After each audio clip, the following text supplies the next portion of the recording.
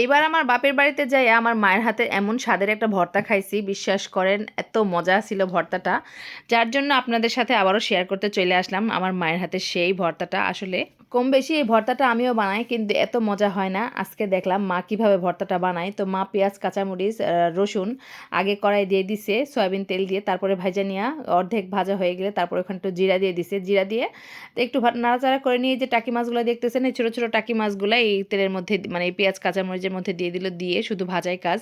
এখানে কোনো পানি দিবে না, কিছুই না। মাছগুলো দেওয়ার পরে হলুদ এবং লবণটা দিয়ে দিল, দিয়ে এখন শুধুই ভাজে নেওয়া লাগবে, ভাজলেই হয়ে যাবে, পানি দেওয়া লাগবে না, কিছুই না। এভাবে আমার মা ভর্তাটা বানায়, এত মজা হয়েছে ভর্তাটা।